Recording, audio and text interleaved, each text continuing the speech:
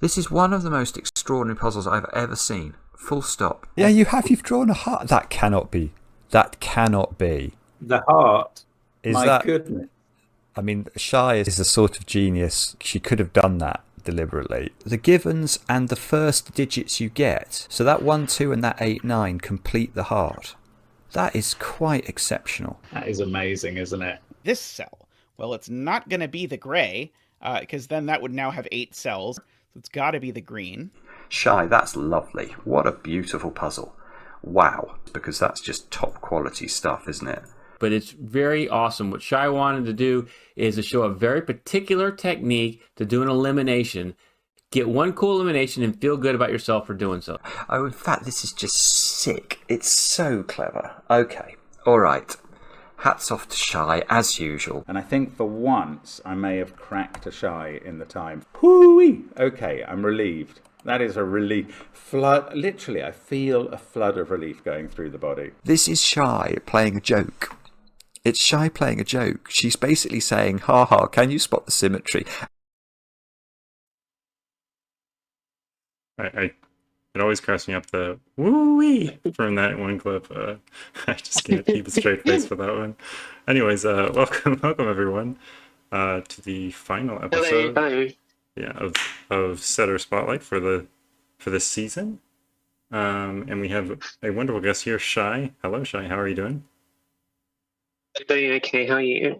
Good. I'm doing great. Thanks for asking. How is everyone in chat doing? I'm glad someone mentioned Zeta's hair in that clip is quite interesting.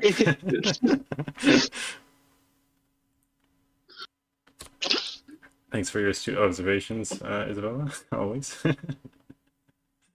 Welcome everyone. Let's get right into it. I guess maybe do announcement first. As I said to Shye before, starting streams is always the most awkward and most painful experience ever. So Shut up, Toby. I guess I should say that I started another YouTube channel that I'm just sort of chilling on, playing Slay the Spire and Dominion sometimes, and maybe some other card games. So if you're interested in that kind of thing, go check it out. You can check out, I think it's listed under like other channels, like in the homepage, and there's like a pay post in the community. Anyways, moving on from that, you're not interested in that probably. Well, maybe you are, but anyways, you're not interested. You came here to see Shye, so let's talk about Shye. Shye, what's up? Not a lot. Kind of excited, a little bit nervous to do this, but I've been looking forward to it.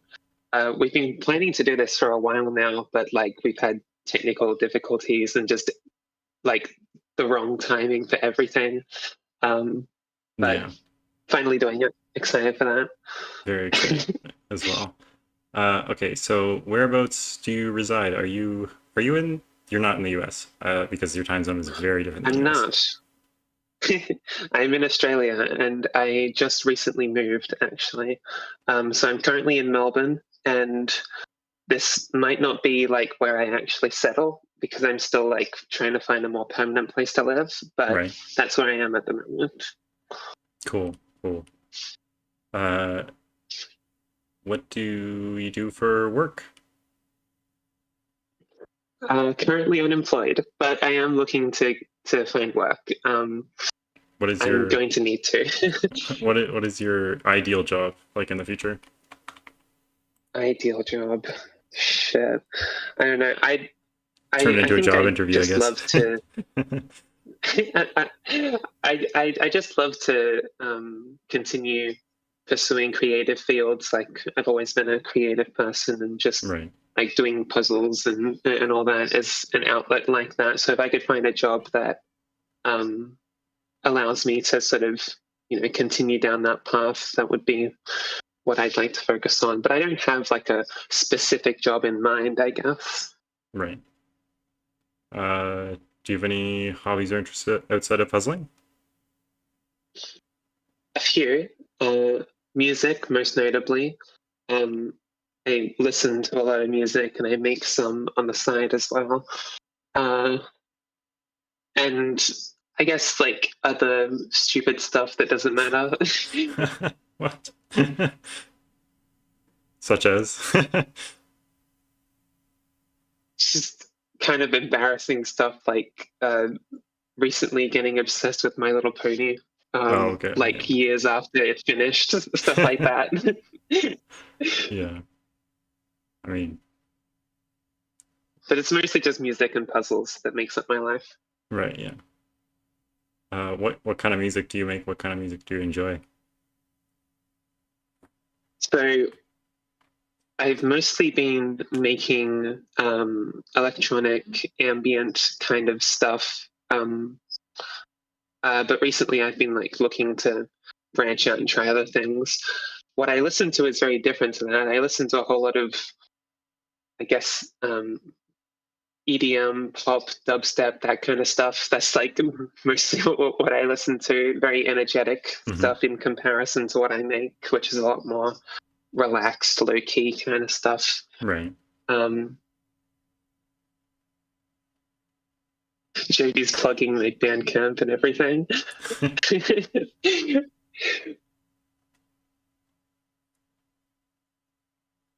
Yeah. Hi T-Rex. Hi Micro. Yeah, very good use of mod abilities. Do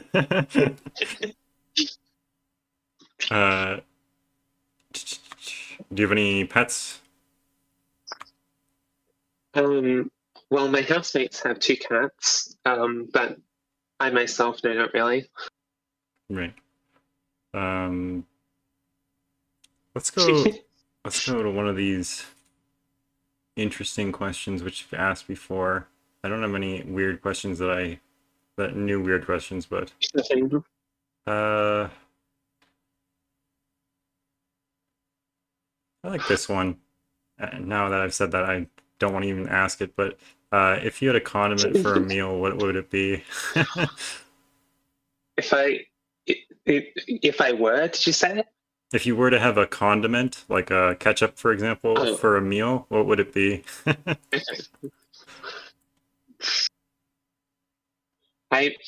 Recently I've been obsessed with sweet and sour sauce. I've been like putting that on stuff that it shouldn't belong on, but that's been what I've sort of been obsessed with. Right. Can you give an example? Like, do you put it in like yogurt or something weird like that? I'm not that extreme. Okay. It hasn't gotten to that level yet. No.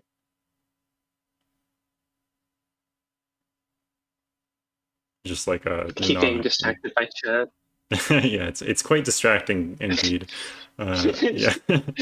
I just noticed that I'm like facing the wrong way. I should like move my camera over so that whatever, it's fine. And MicroStudy asked a question which I guess belongs here. I can't imagine it belongs in the puzzle section. As the real Shye, what would you like to say to all your avid TikTok fans, aka MicroStudy? My avid TikTok fans, all 3 of them. Yeah, so for those of you who don't know, I think it was earlier this year, I started up a TikTok account, and I've kind of been posting like all sorts of random stuff, but most of what I post there is like explanations of like classic Sudoku techniques that I think are cool, that I think are like worth talking about. Cool. I've been, so ever since I've had to move, I've kind of put all that on hold, but I have been like thinking that I want to turn it into something a bit more like fully fleshed out, like actually turn it into a place where I can talk about different kinds of puzzling stuff that I don't normally talk about. It'd be fun. Right. Oh, that sounds awesome. Now I wish I would link that in just the description, but maybe I'll go back later and link that as well. It's okay. There's the link to it on my website and stuff, which is already in the description, I think. So excellent. Good to know. Yeah. Are you more of a morning person or a more of a night owl? Absolutely a night owl. I often find myself like becoming nocturnal. Uh, in preparation for this whole thing, I actually did that sort of like thing where you cycle over. Oh yeah. So like you stay up late one night and then you just stay up later the next night until eventually you become nocturnal and then you continue until you become normal again. So I did that in preparation for this, just so that I'd be like awake and energized at the right time. Wow, real commitment here.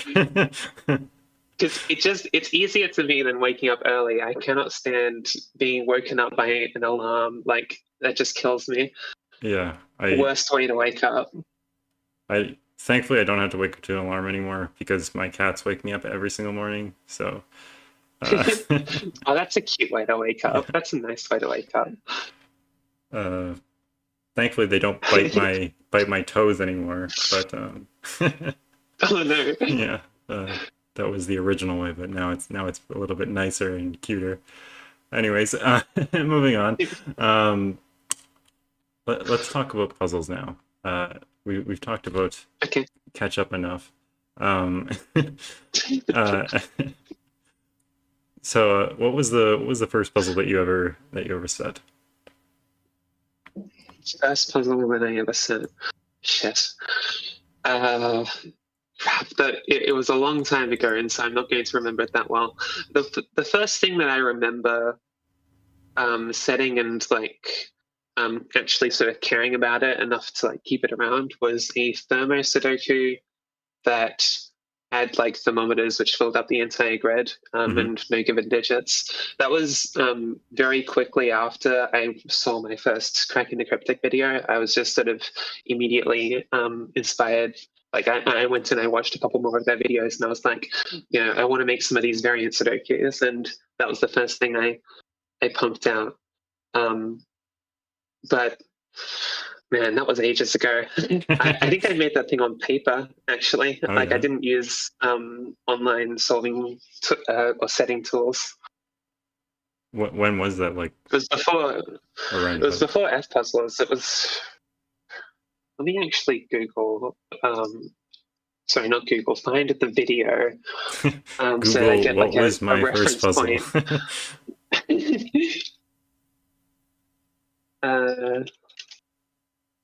Because I remember the puzzle that was like my gateway into Right. Cracking the Cryptic. What was that? It was a Little Killer Sudoku by Mitchell Lee. And without like spoiling the puzzle too much, okay, it was March of 2020. That Okay, was March that of was when I got into the puzzling for the community. Beginning of the So pandemic. yeah, without spoiling too much, yeah, the whole sort of point of that puzzle was like it keeps building up and building up and you have like the same sort of repetitive deductions and the entire time you're thinking, where is this going? It's not quite resolving. It just keeps getting and trying not to spoil it, but you can tell that it's not going to crack just yet, and then you reach this point where you realize what everything has been building up towards. And when I saw that, it was like I didn't realize that puzzles could be that creative or be that artistic or like have a moment like that which just sort of like takes you by shock. You're like, oh shit, this is what it's all been building towards, and it was just amazing. And after that, I just binged Cracking the Cryptic videos. I joined the Discord. I was just instantly hooked. Definitely. Yeah, I like the way that you described that because it's definitely shocking when you first like realize that a puzzle can almost be like a story, which is just exactly like beautiful, but definitely shocking for sure. Because I'd solved classic Sudokus and other similar kinds of pencil puzzles before watching that video, and my sort of perspective on puzzles was that, they're just, it's just logic. It's just, find this deduction, find that deduction, get on the puzzle. Exactly. Yeah. What's so interesting? What's so cool about that? And then you get a puzzle that sort of, it has that human spark to it. Like someone put effort and attention into this, and they wanted you to experience something when you solve it, and that just completely changes the way you see puzzles. And really, really, really love that puzzle. Do you, I guess, try to put that human spark into every puzzle that you make? That's what I do try to do. I really, really care about the solver's experience, generally speaking. Like, I want them to have a good time, to have a memorable time, and to sort of, get something out of the puzzle that they probably won't get out of any other puzzle. Right. Yeah, that's what I aim for, at least. But not every puzzle can be, that amazing. Sometimes you just put out an average one. But, it's fun to make puzzles too, so. Definitely. I think we'll go straight away to the most important question from It's Dark Jr. He asks, truckin'? Truckin', yeah. Judy's gonna like that one. There's gonna be like 3 people here. three people who find that funny. Everyone else is just gonna be like, what? Oh, I think I might have changed the background in the wrong. Oh. Okay, so I changed it in the other profile because now I have multiple profiles for different 2 channels. Oh, hey, so that's all my puzzles. yeah, so there's the puzzles now. Sorry about that, guys. I did change it, but I changed it in the wrong place. I wasn't even looking at the background. I didn't notice. Thanks, Jovi, for pointing that out. There's all my stuff now. Okay, there we go. Sorry about that, guys. I did kind of notice when the intro video, like the end of it, didn't line up with what was on the screen afterwards, but like it immediately went into my head when I had to introduce everything. I was like, wait a second, what? Something's wrong here. Something's a little bit off. Yeah, we got pencil puzzle representation. Yeah. Yeah, those did not look like Shye puzzles, so too many arrows and other things.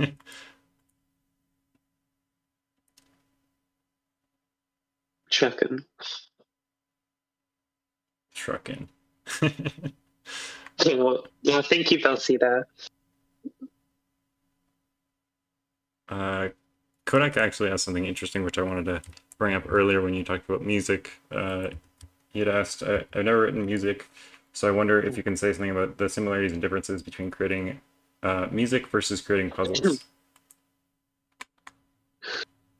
I had to kind of think about that one when I saw it come up in the Discord, because that's like a really kind of deep question, I think. So I've spent a good amount of time making music and making puzzles, and the one thing that jumps out to me the most is like a huge sort of similarity is when you're making music and when you're making puzzles, you have to balance creativity with technicality. So music as an art form is something where like you kind of need to have at least like some basic understanding of harmonies and melodies and rhythm and stuff, and all these sort of like technical things in order to create a good song. You can make a song entirely just from grabbing an instrument and fiddling around on it. Right.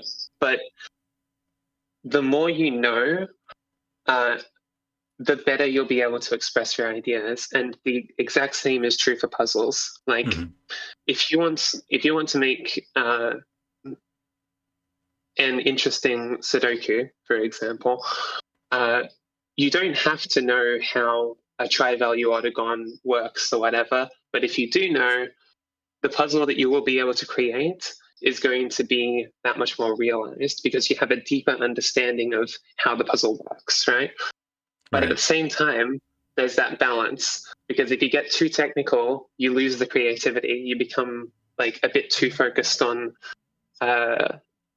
just sort of like disambiguation and complex deductions and stuff. You kind of lose that human quality.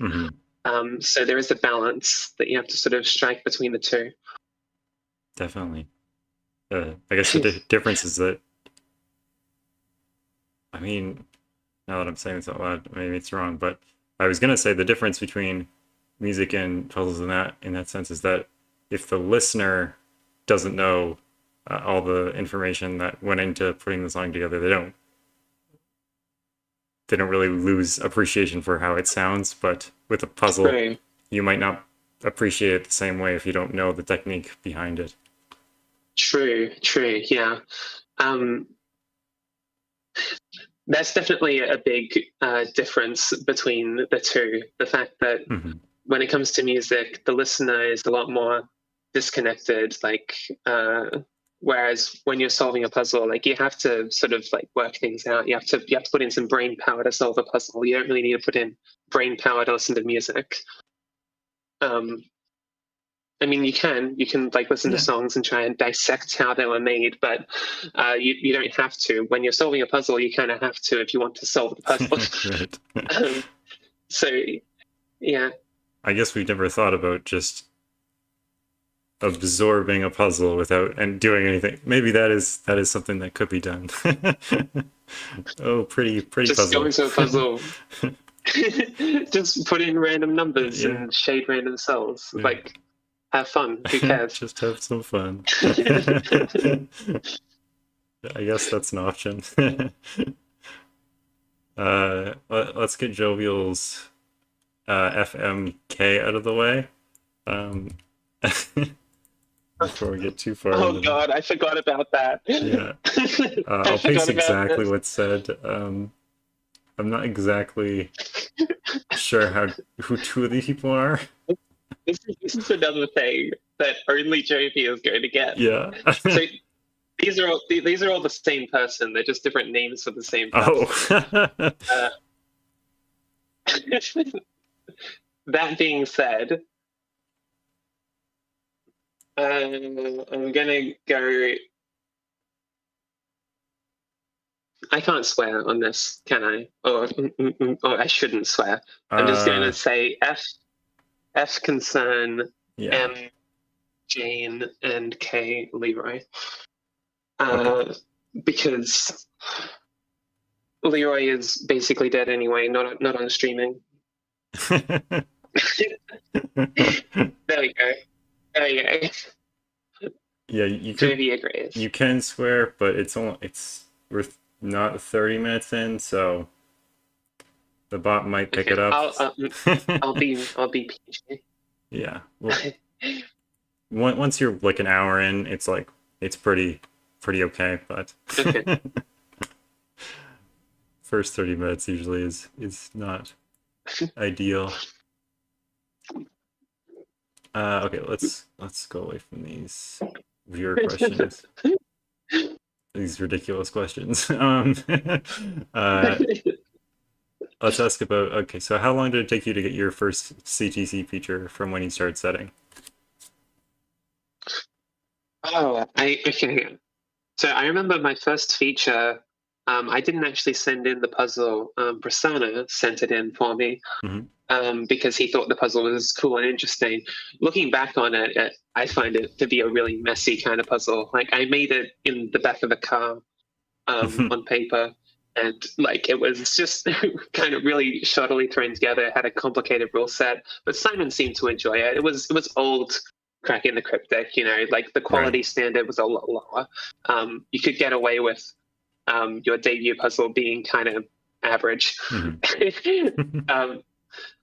And then after that, like once I realized, oh hey, like my puzzles have the chance of appearing on the channel, I want to make better puzzles. I want to like really improve myself.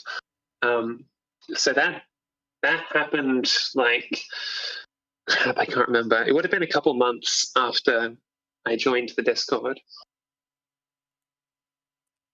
Yeah, shout out to Prasanna. Prasanna's great. Welcome, Glipwell. Yeah, shout out to Prasanna. Prasanna's awesome. Speaking of Prasanna was the one who we interviewed as the finale for last season. So that's funny that we brought him up. Yes. It all comes full circle. Full circle, yeah. Or full semicircle. I don't even know how to. Yeah, I don't know what I'm saying. My brain is doing weird cartwheels right now. Okay.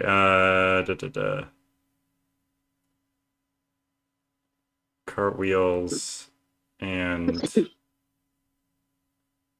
so how did you, I guess the next follow-up question to that is, how did you go about improving yourself and making like those really good puzzles as you said you wanted to do since you could get on the channel?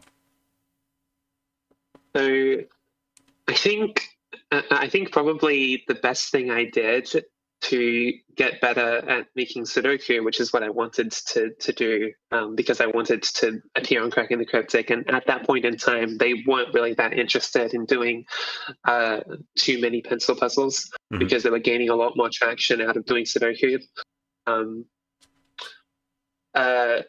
So what I did that was really helpful for that was I actually got very involved in the puzzling community, and I just accustomed myself to a whole lot of other different types of puzzles.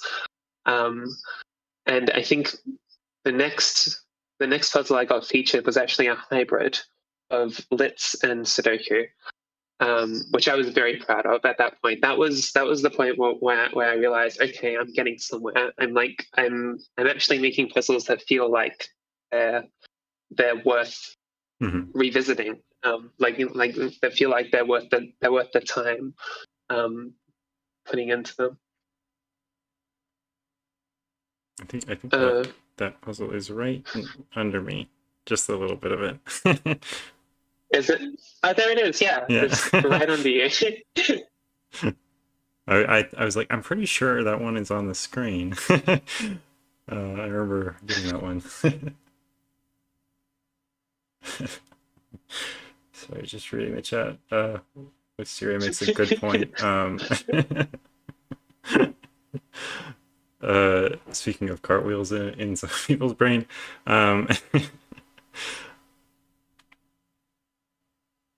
so it's quite interesting that you say you wanted to get really good at Sudoku, so then you got really involved with the puzzling community and got to know different types of puzzles to get better at Sudoku, which I think a lot of people would say is counterintuitive. So maybe go into that. It does sound kind of. It does sound kind of like the opposite of what you'd want to do, but I knew that so I was already kind of interested because I had seen people streaming, doing puzzling solving in the CTC Discord. So that's what sort of interested me. But I knew that if I just made myself more generally aware of the different kinds of puzzles and how they all work, I'd have a broader sort of scope, so that when I come into Sudoku, I've got a different perspective. And also, at that point in time, it was kind of popular to be making hybrids. I think Fistamafel made a Spiral Galaxies Sudoku hybrid at that point, which really inspired me. And that was another sort of reason that made me want to go, man, I need to broaden my scope so that I can have more ideas to take into Sudoku specifically. Cool. Yeah. So yeah, that's why I did that. That's definitely I think a very unique perspective. When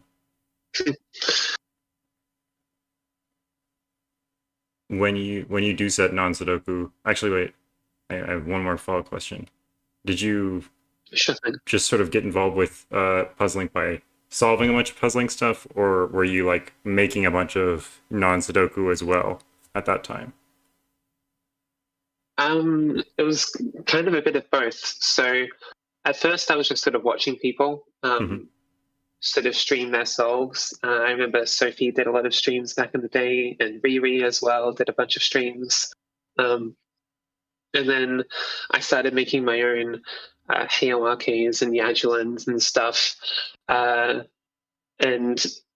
at the same time, I was like solving a bunch of stuff on puzzling to sort of like get a better understanding of everything. And then over time, I sort of became the one who did all the streaming as well, instead of other people. I got distracted. I kind of forgot what the initial question was. Sorry, my brain is. I mean, you sort of did answer it in terms of, did you just solve or did you also set them? Yeah, okay. So would you say the setting was also very beneficial to the Sudoku part? Yeah, definitely. So the reason I started setting them was just because I got ideas. Like I'd solve some puzzles and I'd be like, oh, this would be a really cool deduction. I just wanted to make it just because I wanted to make it. And it wasn't like making Sudoku for Cracking the Cryptic was my main goal or whatever. It was just something I was passionate about wanting to do. Which was why I was just sort of like becoming more involved in the community and different kinds of puzzles and stuff. But setting like, oh crap, I can't remember what the first puzzles I really got interested in setting was.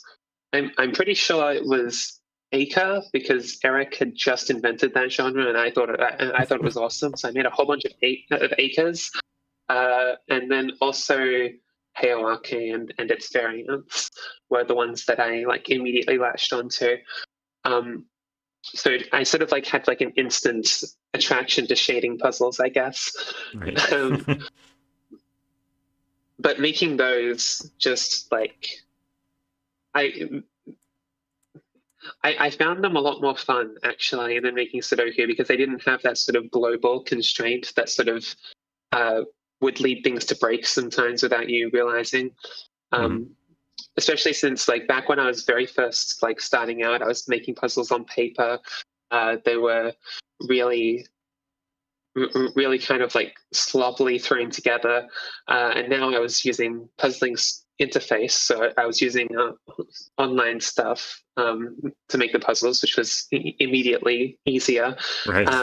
And I was also not having to deal with such restrictive rules. Like there was a bit more freedom to craft the puzzles the way I wanted to make them.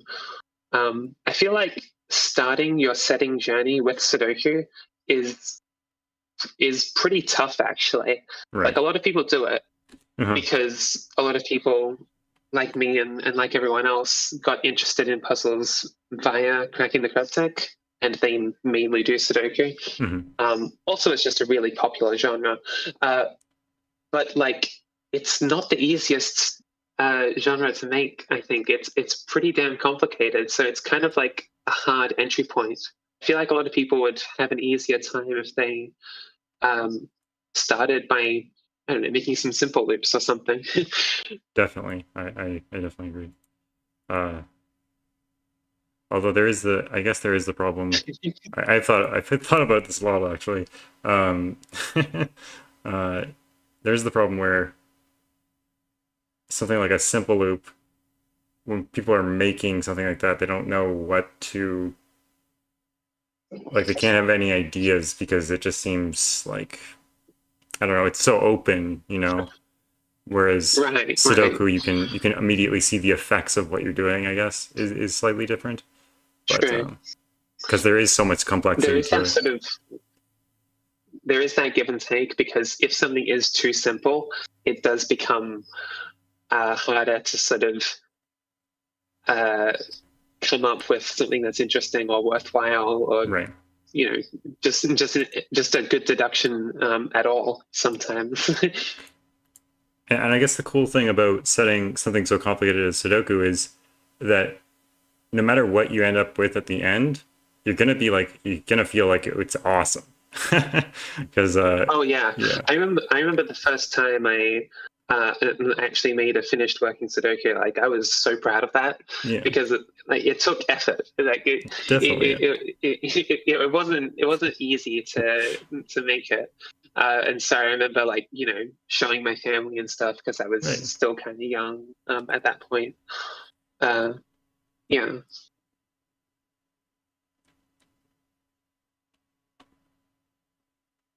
Definitely a sense of accomplishment. Right. We'll first asked a couple questions about pencil puzzles and gaps, so we'll go there now. Woofer said, how long does it take you to set gap puzzles? Okay, so setting the gap puzzles.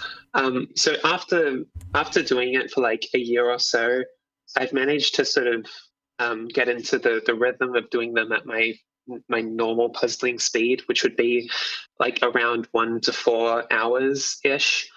But what really takes like the most time and effort is the friggin' example puzzles. I don't think people realize just how difficult those example puzzles are to make.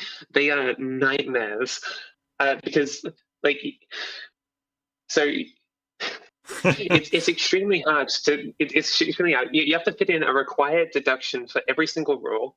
On top of that, the image for the solution has to like clear up any common Right, misunderstandings that people might have, and all the while you have to keep it ideally easier than the main puzzle, right. and the whole thing has to be smaller than the main puzzle. Like it's so much so much levels of complexity that makes it so much more difficult to make the example puzzle that it like there's been so many times where you'll check the gap testing channel and you'll just see a setter going, this example is taking me hours, this example is going to kill me, like there's it becomes so much easier to just sort of steal a puzzle type that's already been done and use someone else's example Right, right.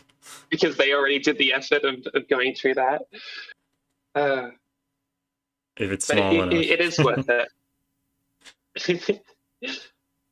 Have you ever like Oh, thank you, Mike. remade your puzzle so that the example puzzle would be easier to make?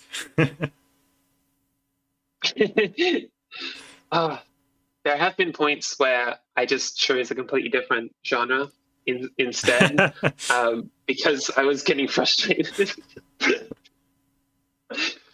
Yeah, I'm trying to remember which one. There was one in particular where the example was just killing me, and I just couldn't do it.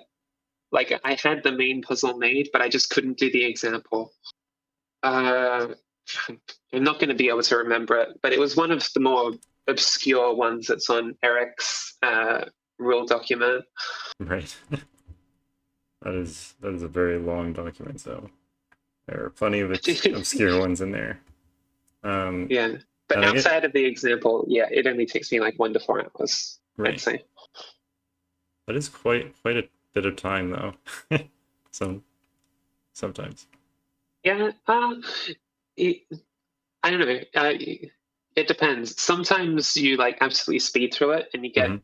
a puzzle done in like 10, 20 minutes. But most of the time, I feel like it takes a couple hours because Right. I'm sort of focusing, as well as like the logic, I'm focusing on aesthetics and flow and stuff. Right. There's a whole lot of different things to like balance to make sure it's a quality puzzle. Mhm. Um, And I guess I've already pasted this in here. So, Woofers also asked, how do you approach learning a new pencil genre for both solving and setting? Learning a new one. I think the best thing you can do is just ask for recommendations or go on Puzzlink and look at the easier ones and just solve a bunch. Like go in completely blind. You'll become accustomed to the sort of generic, sort of like standard deductions. So like um, in simple loops, for example, you'll learn about bouncing and stuff after you've done like 5 or 6 of them. Uh, and then after you've done enough of them, you'll just naturally start getting ideas for making your own ones. So that just sort of like feeds into the setting process, like just kind of naturally. At least for me, it does. I don't know about everyone else. Yeah, it makes sense. Yeah, ask for recommendations, definitely, because people are definitely going to have like puzzles which they remember as going, oh, this one is one that you need to try. Yeah.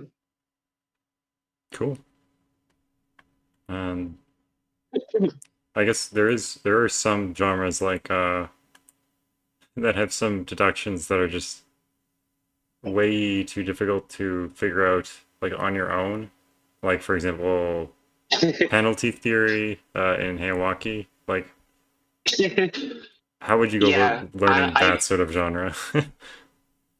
So I learned penalty theory basically by just asking Eric to give me a rundown. Because he'd recently worked it out, and he was able to sort of relay the maths to me. When it comes to complicated stuff like that, I feel like that is less on the duty of the solver to work out for themselves, and more the duty of the setter to make it something the solver can work out. Because when you get to stuff which is that complex, there has to be an element of the puzzle itself that sort of makes it easy to tell that that's what you're supposed to be looking at. Right. Otherwise, you're just never going to find it. Yeah. Teal managed to do it on her own. Teal's insane. Like, yeah. She's kind of crazy, and like she like probably managed to work out how to do the subdivision penalty theory and stuff. Yeah, on her own.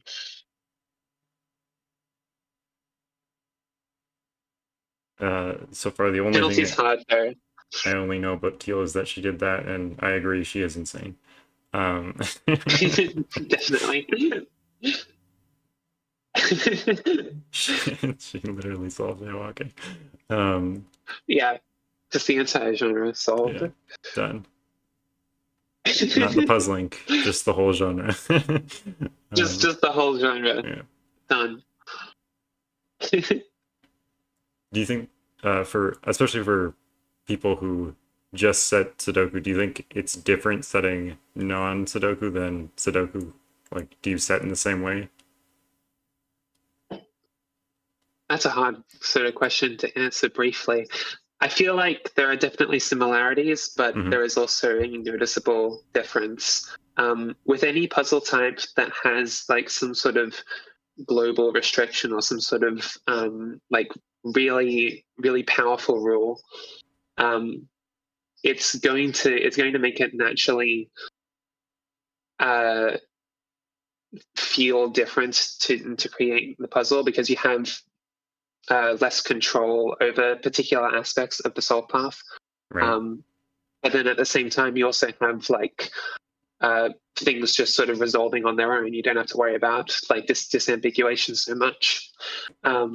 Whereas like a lot of other pencil puzzles and stuff, you'll have like just an entire section that needs to be resolved because it's completely disconnected from everything else.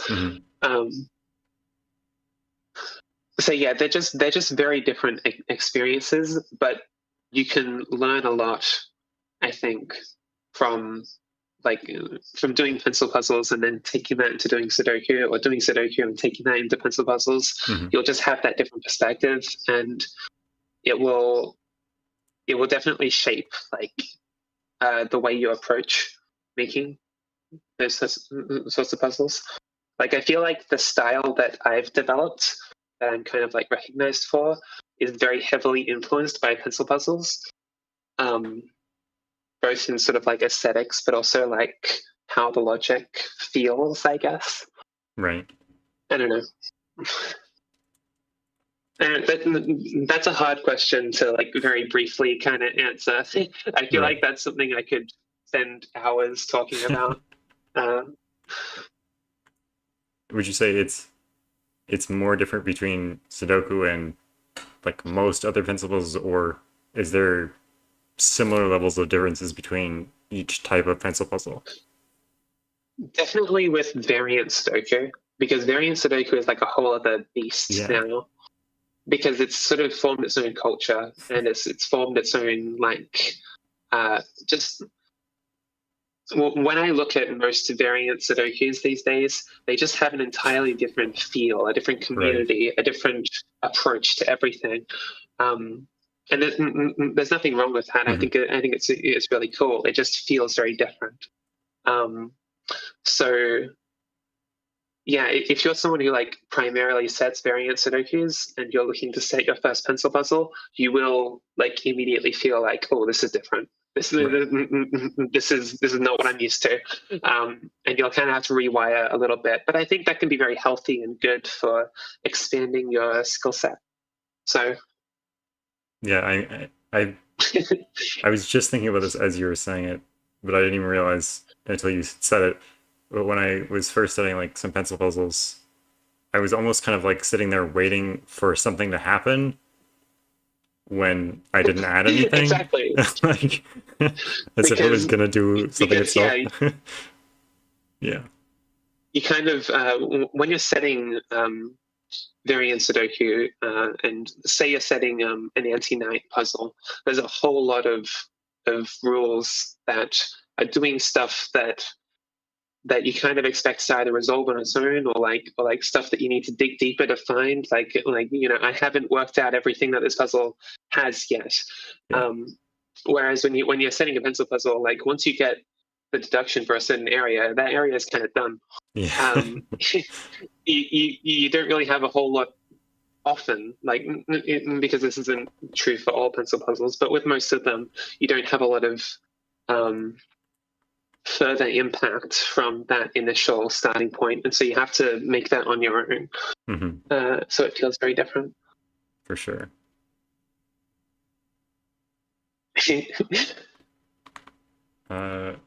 In the pencil puzzle hole. Which of your puzzles would you say was most important for your development as a setter? Oh, I feel like I'd be lying if I said anything else other than my first classic Sudoku, because that completely changed my setting trajectory. I became sort of known as the classic Sudoku setter from that point onward. And also just doing it gave me a lot more insight onto how like the mechanics of Sudoku work, like why it is so restricted in the way that it is. Right. Because before I was sort of like treating the way Sudoku resolved on its own as like magic, right? It's just the rules make it kind of resolve on its own sometimes. But then once you set enough classics, you kind of realize, oh, this is why the puzzle works the way it does. This is like why each deduction works the way it does. It completely changes the way you perceive Sudoku when you sort of like deep dive into classic Sudoku. Yeah, I knew Joby was going to like that answer. You worded it fine, Joby. Yeah. So that was like just a huge turning point for me, not just in the fact that it like changed what I was known for, but it changed how I perceived like the genre itself. So right. Had to be my first classic.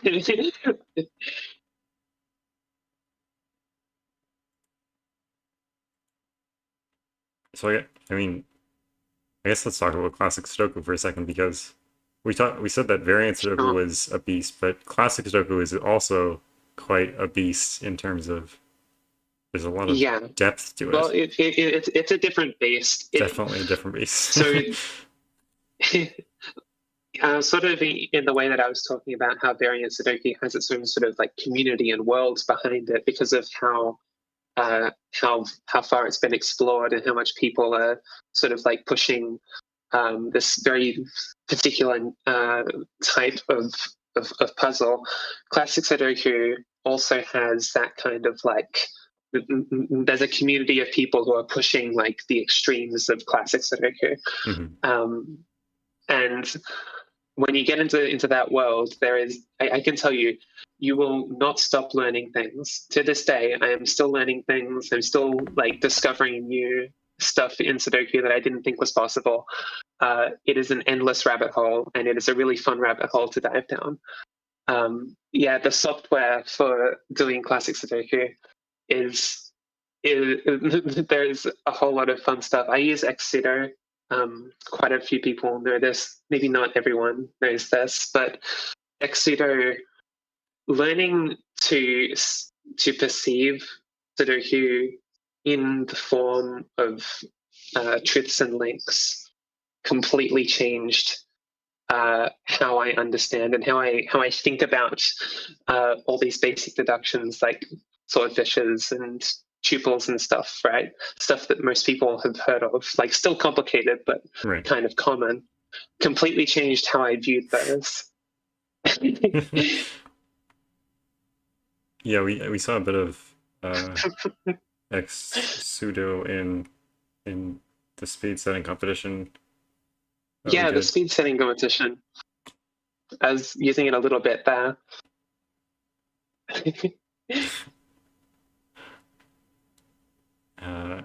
And of course, me showing my ignorance for these for these softwares, looking at that during that time.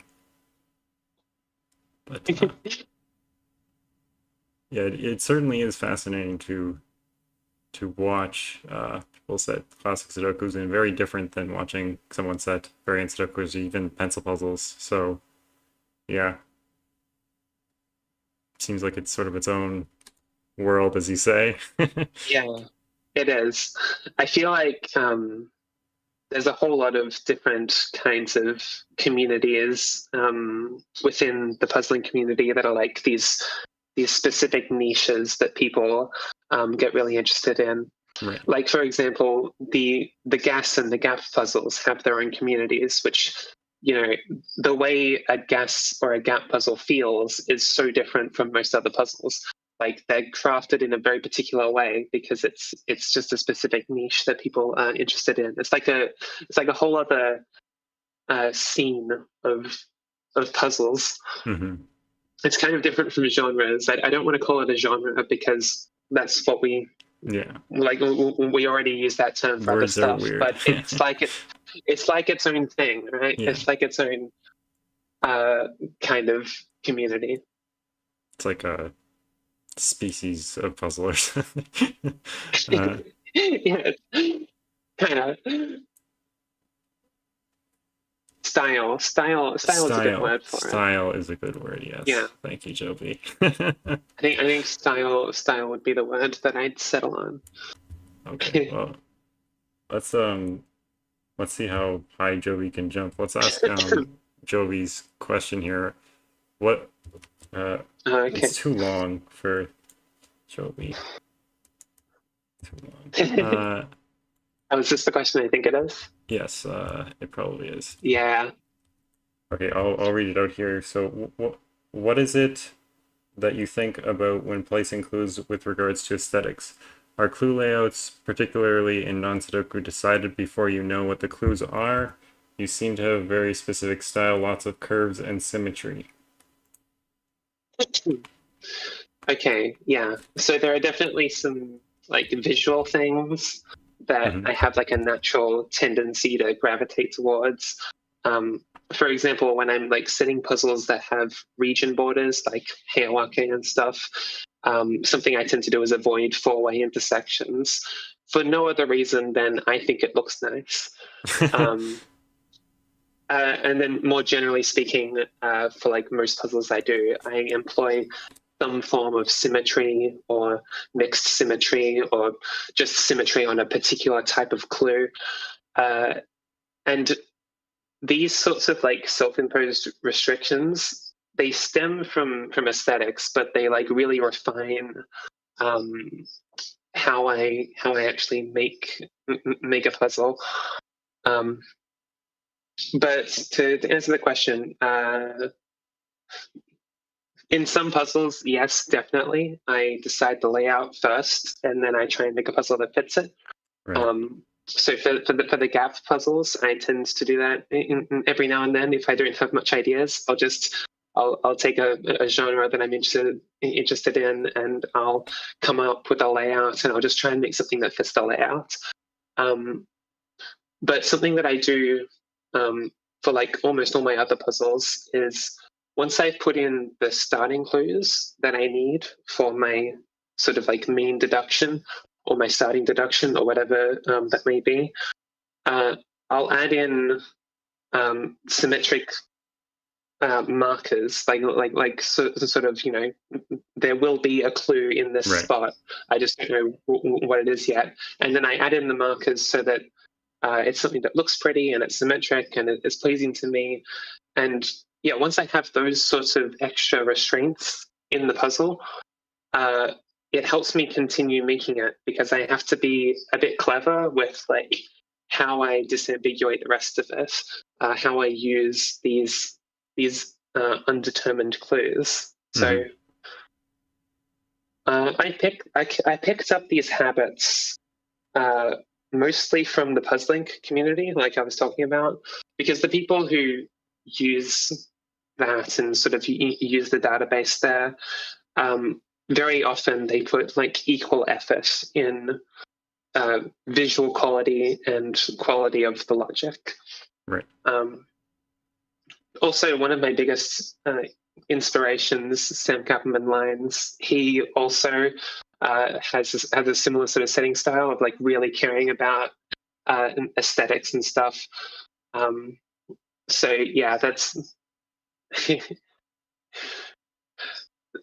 I'm getting distracted by chat again, but yeah, Sam is definitely another reason why I probably care so much about like aesthetics and details and stuff.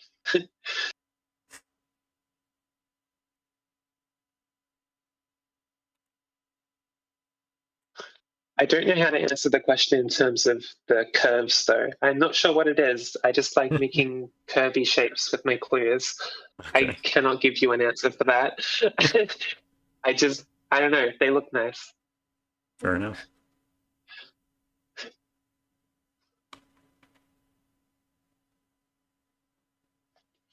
I guess I'm trying to think of the words to phrase this question, but I'm trying to ask something along the lines of like, how do you control the difficulty in your puzzles? Because I know that you set gaps, so you obviously have to have some control over the difficulty there. And then when you're making a harder puzzle, I guess there's some maybe control over the difficulty, or you don't care about the difficulty control when you're just making some regular puzzle. Or do you care? I don't know. Go ahead. So it always depends on the exact kind of puzzle that you're making. So with the gaps, for example, I really do have to focus on the difficulty. That's like the prime thing, like making sure you don't go too crazy with anything. Like everything has to be fair, not just logically, but in terms of like how it is to spot and how it flows from the last deduction that was given. So yeah, difficulty I definitely need to focus on in that. But also for my harder puzzles.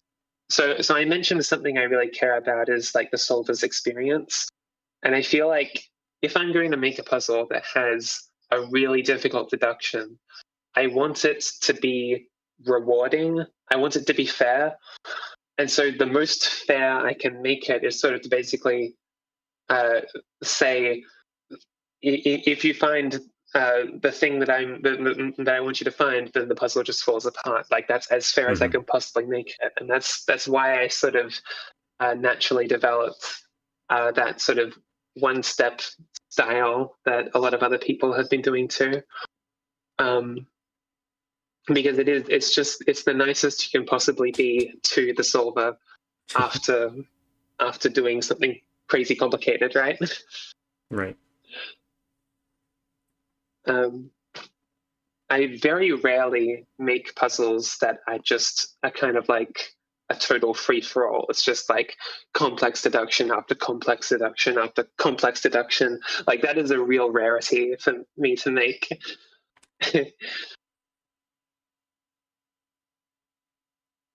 Monty. Man,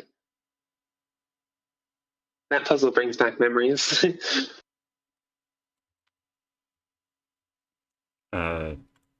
you want Simpler to times. talk about Monty? Monty was the third classic Sudoku that I made, and it was the first one I made that had and at least what felt like to me, a fair original kind of deduction.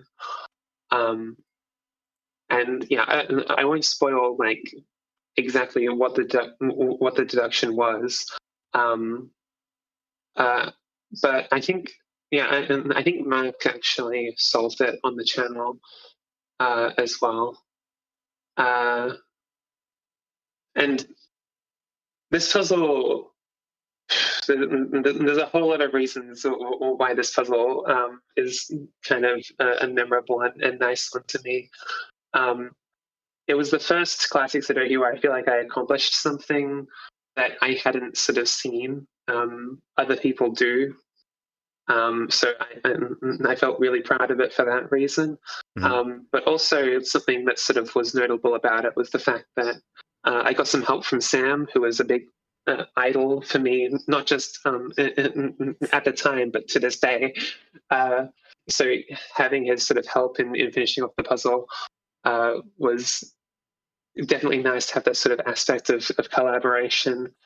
And then, of course, it was the puzzle that sort of like made me sort of become friends with Jovi. And to this day, like Jovi and I, we've been making puzzles together for like years now. So this puzzle like has a lot of sentimental value to me, I guess. Makes sense, yeah. Again, cool how puzzles can transcend their logical bounds.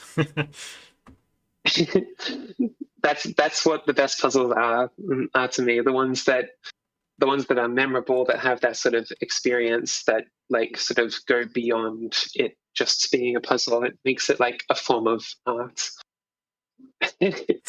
Yes, Jovi and I are not dating. We're just friends.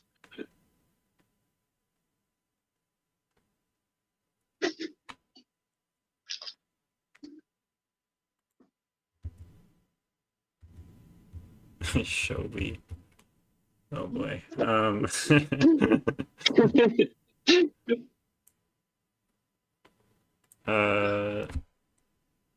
Glipral had asked a couple of questions, so let's see here. He asked in the past,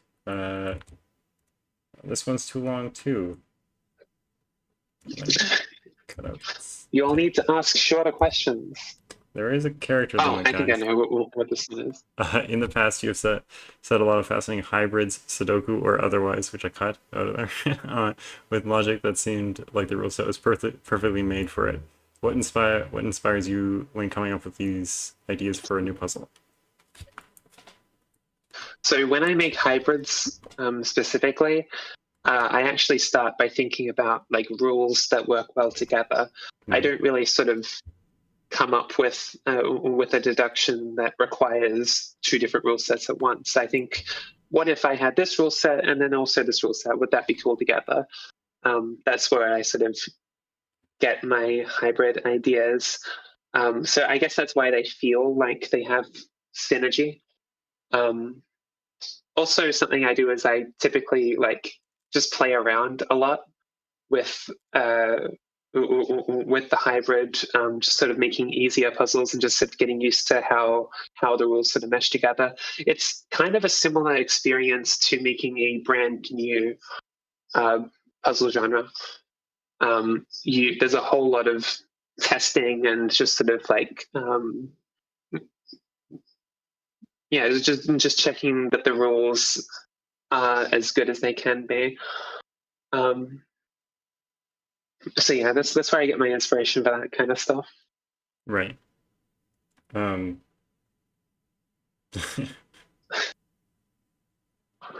I've never made any mistakes in Slay the Spire, especially not like 20 mistakes today.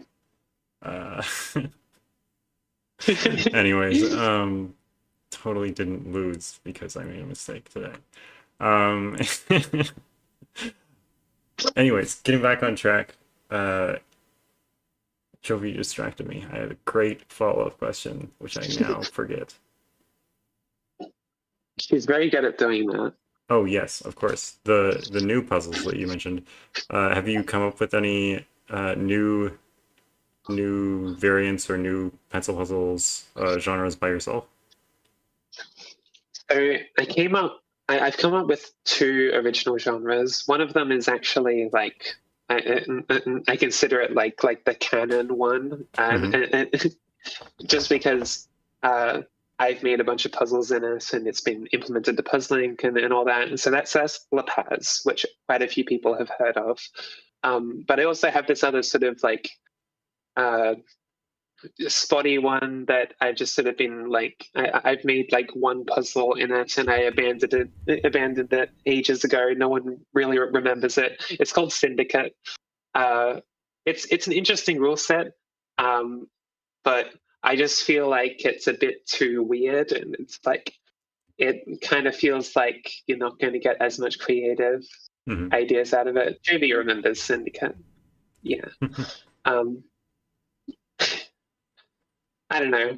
So those are the two original genres that I've made. I feel like at some point I should make another one or two, because it is fun to make new rule sets or like new puzzle types.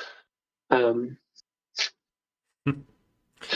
uh, New variants. I'm not sure if I've made much new variants, or at least not many come to mind. Let me check my website to see if there's any that I've done recently enough that might be worth talking about. But for the most part, I get my variant ideas by solving other people's puzzles. Um, hmm, Nothing immediately comes to mind. So, is the process of, I guess, clearly the process of creating a new puzzle from scratch is very different from setting something already known. Do you want to talk about that a little bit? Definitely. So the process of doing it is you really have to focus on getting the rule set perfect. Like you want to make sure that there is not too much rules that it's overwhelming, but not lacking enough rules that it's going to be hard to make the puzzles yourself. You want the rules um, to provide something fresh and interesting, which separates it from other puzzle genres. And you want there to be enough logical complexity as well. Like there's a whole lot of stuff that goes into making a good original genre. I feel like Eric is the master of making puzzle genres. He's made like what, 10 or something at this point, and most of them are fantastic. Some of them are classics that people Hmm. are going to remember for ages, right? Like Acre, the impact that had was kind of undeniable. Um, so yeah, I always look towards Eric when it comes to inspiration for making a new puzzle genre. Um, Sure. Xerophile, that's a really good one. Xerophile is very fun. I need to try more of those.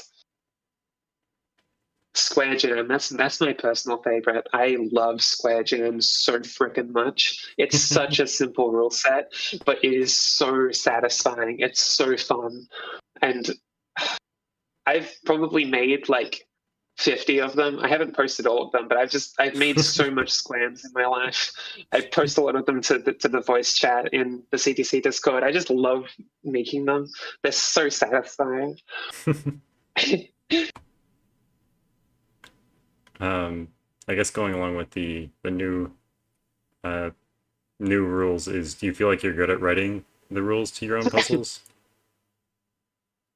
I'm awful. I'm awful at writing the rule sets. Uh, I feel like I've gotten better, but like I find it really difficult to write out rules in a way that like they can't be. be misunderstood, Mhm. but they're still concise. Like it's really difficult. Again, Eric is like really good at it, and it's like sort of my go-to guy. Like I'll often just DM him like, "Hey, could you help me like with writing the rules for this?" Yeah, wording things is hard because language is more complicated than puzzles. Language is like there's so much nuance and complexity towards it. Right. The real puzzle is the rules we made along the way. The real puzzle is the friggin' rule set.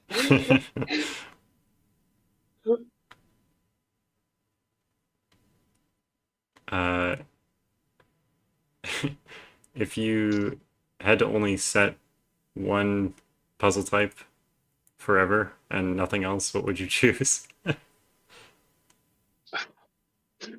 Uh, I'm gonna have to. You're gonna have to make me choose between my two children. It's either Hayawake or Sudoku, and I'm not gonna be able to pick. Because if I pick Hayawake, then like I can make Hayawake forever. Like I'm never gonna run out of ideas for Hayawake, but I know that it doesn't have the same like logical complexity that Sudoku has. But if I pick Sudoku, like those are hard to make, especially to make them good. Like so, it's so hard to pick between the two. From Monty to Antidote and everything in between, you have sat. How have you evolved as a setter? That's a big question. How have I evolved as a setter? I it's been a constant journey. I feel like with every single puzzle that you make, with every single standout moment, I guess, because sometimes you just make stuff for fun, but with each puzzle you make that has something different to it, you learn something new that gets added to your tool belt.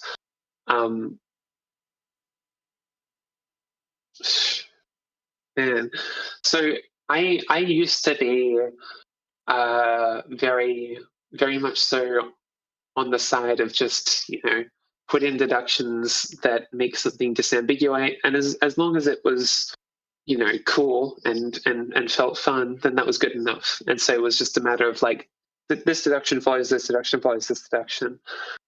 In my more recent puzzles, I think I've developed a better sense of storytelling and of concept. Like my puzzles tend to be a lot more sort of based on like some kind of interesting thing. Like with Antidote that was mentioned, that one was a comedic kind of puzzle, a puzzle that had a kind of crazy and new way of looking at a specific deduction, and it's kind of like mocking you if you decide not to go for it. And then sending that to Cracking the Cryptic specifically was a bit of a joke because I knew that they would have a reaction to it being a uniqueness type deduction. But yeah, so I think the biggest way that I've grown as a setter would be a better understanding of how to make conceptual kind of puzzles. I don't have a better word for them than that. Yeah. Just puzzles that are a bit more like, I don't know, weird, quirky. Thank you for the question, David. Yeah. Well, clearly we need to answer one question from the chat, which has not been asked, but it's very obvious that it needs to be answered. What Pokemon would you be if you were a Pokemon? What Pokemon would I be? Oh man.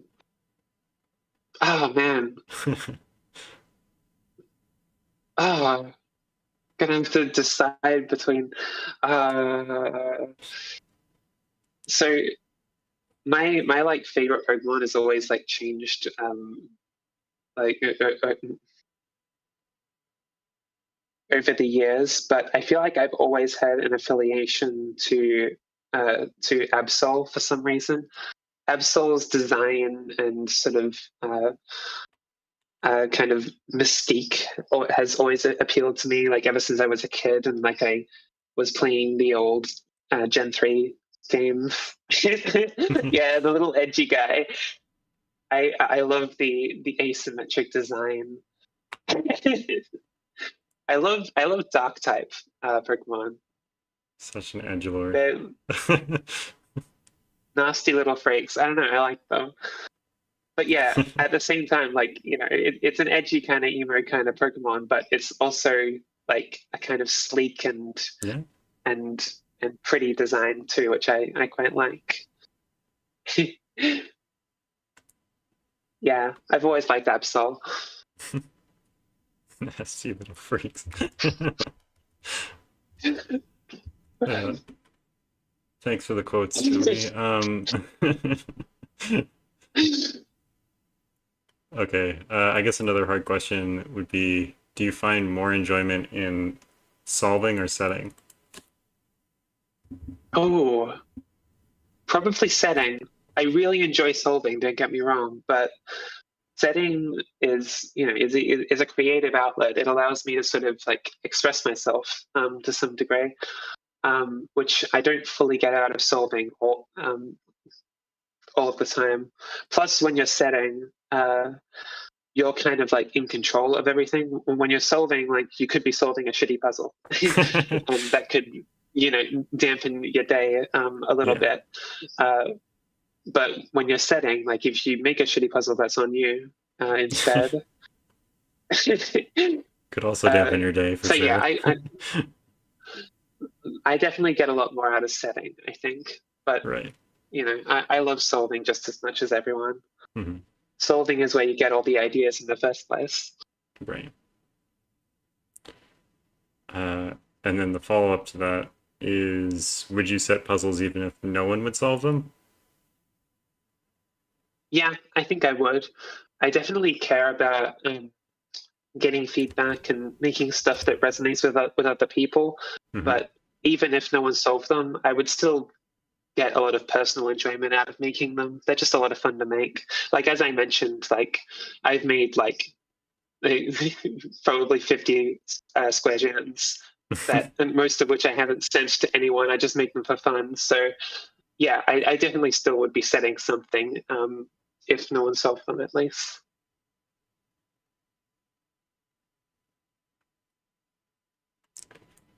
Have you done any collaborative setting with others?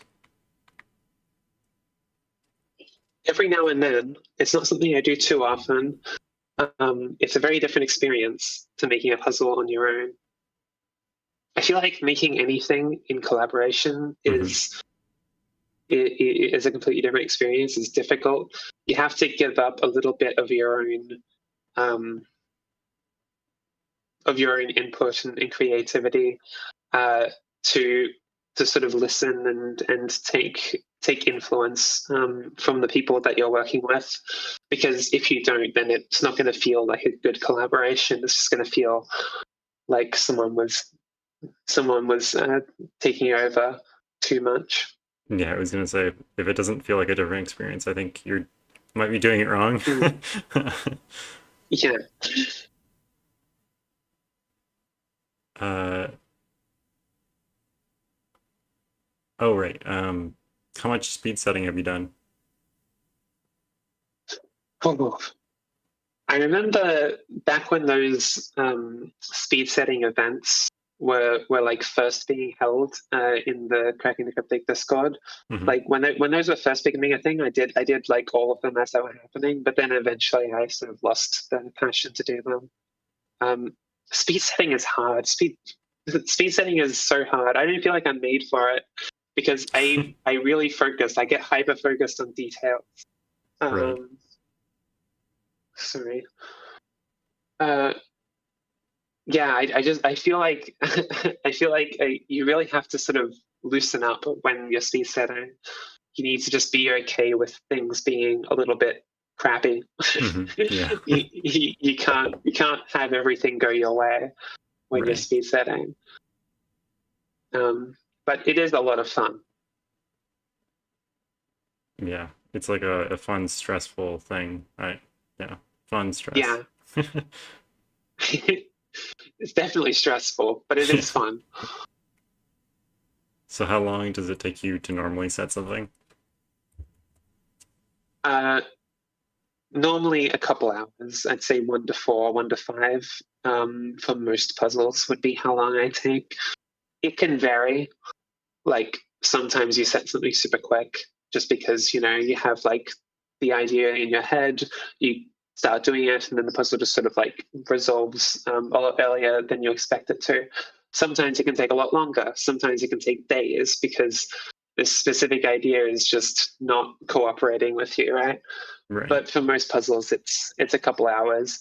I try to do puzzles in one sitting if I can, because I feel like if I have a break in between, I'll lose motivation and I'll also lose sense of the flow of the puzzle.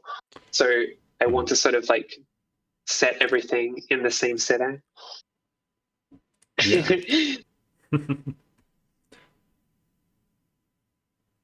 Yeah, it can definitely be difficult when the puzzle's not cooperating, and then, yeah, you want to do it one sitting. Yeah. How would you describe your reputation as a constructor? Are you still the classic person, as you said before, or have you shifted away from that? I feel like that's the image that I'm most known for. That or the gaps is like where I'm most sort of known for. I feel like I've got a reputation for making stuff that is like kind of crazy, but I try my hardest to make sure that everything I make is as fair as I can possibly make it, Hmm. because I don't want to make something that the solver sort of like feels stressed while solving or anything. I want the solver to have fun. I want the solver to enjoy the experience of solving the puzzle. I don't know. It's hard.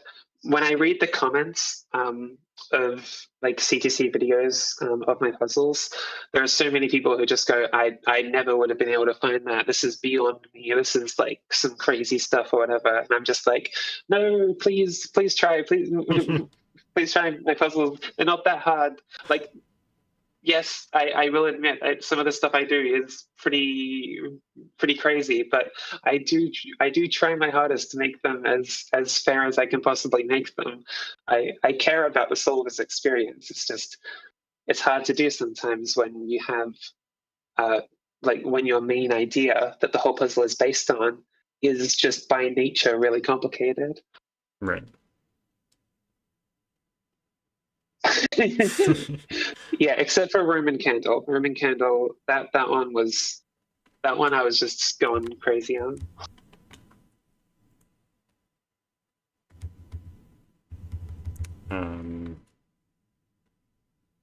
So speaking of, I guess, feedback from YouTube comments or whatnot, what is the best piece of feedback that you've ever gotten on a puzzle? Best piece of feedback. That is a hard question. So many people have like given me such nice compliments. Feedback is different. Feedback is like sort of like stuff that helps you grow. I think.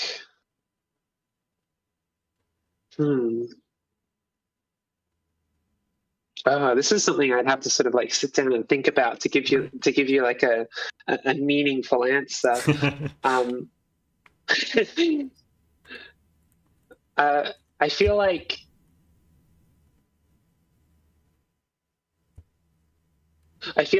when we were making the Sudoku classic Sudoku packs, the feedback that I was getting from Jovi and from Sam and from Philip while we were making those first few puzzles was so important to me, because like we were all sort of like learning together. Like this was like the very start of like our community sort of like really funneling in on these difficult classic Sudoku techniques and stuff. And so we were like really genuinely trying to make each other's work as as good as it can be. Mhm. I remember Valtteri had like 3 or 4 renditions before I got to the final version. And I know there was like some kind of harsh criticisms, like no, that one doesn't seem fair, or you know, we can't really go for that one because it doesn't collapse as well as it should. And I'm really glad that I did have that feedback of like people being a little bit harsher on it, Right. because the finished puzzle that I got felt felt like really accomplished, and that was like my big sort of breakthrough puzzle. That was the one which sort of like it I'm pretty sure it's one of the videos that got the most views. Uh, yeah, that interaction that we had. I'm pretty sure it's one of the videos that got the most views on CTC's channel, at least for my puzzles. And then like after that, I made Hanabi. Like yeah, I just from that puzzle onward, really tunneling in on the classic Sudoku stuff. Yeah, yeah. I think that's. I don't know. I had to really dig deep to kind of find a good answer for that one. I think that would be the most meaningful feedback I got. It was during those early days. That's a great answer. Um, I'm not sure if this is gonna yield an interesting question, but Glipperall did ask something about your setting video of Valtteri. Uh, it had some pretty nice graphics. Did you use anything to achieve that specific Yeah. effect?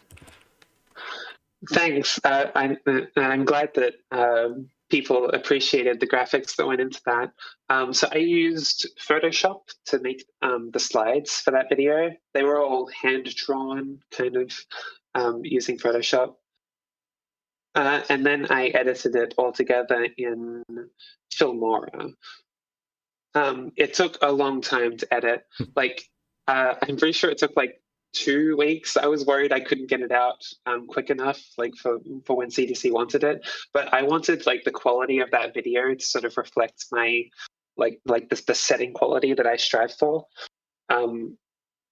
Yeah, so I just wanted it to be a good video. Well done. It's appreciated, I Yeah, guess. it was all hand done.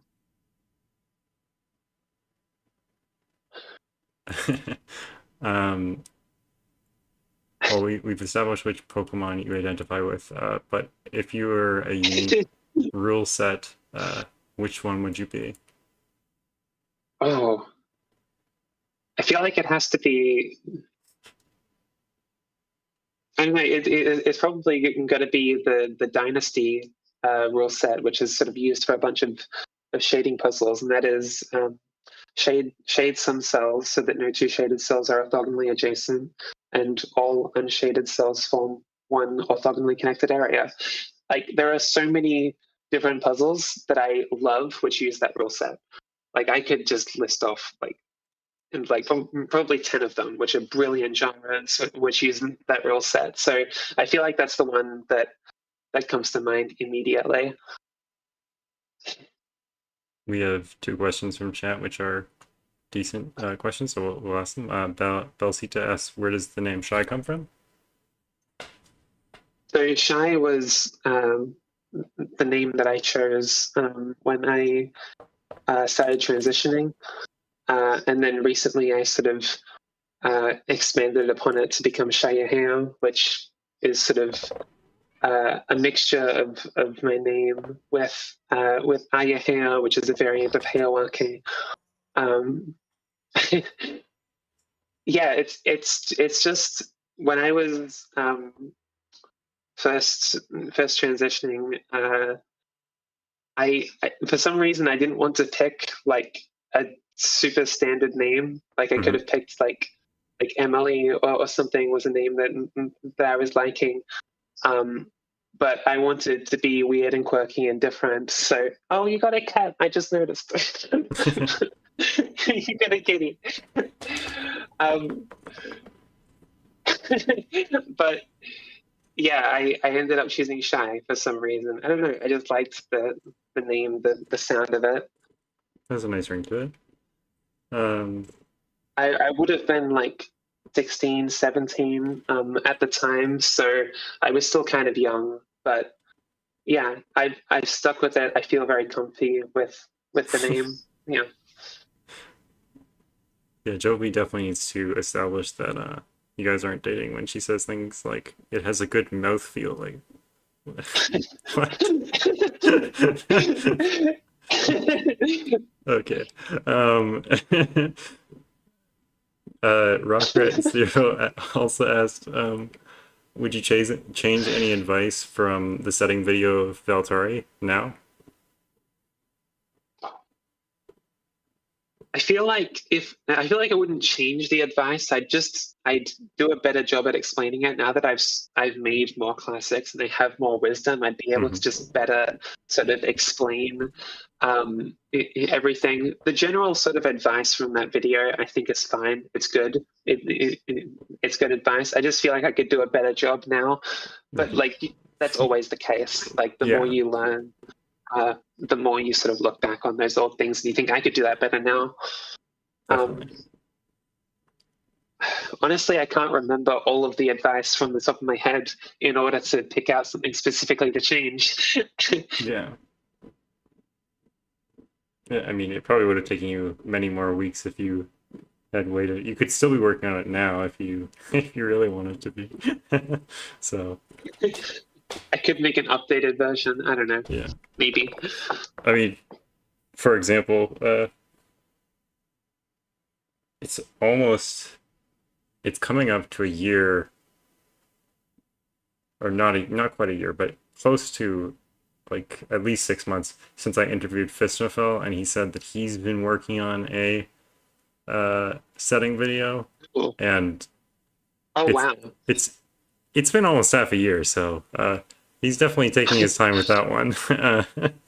Yeah, I hope he hasn't abandoned it because I would be very Yeah, interested to see his perspective.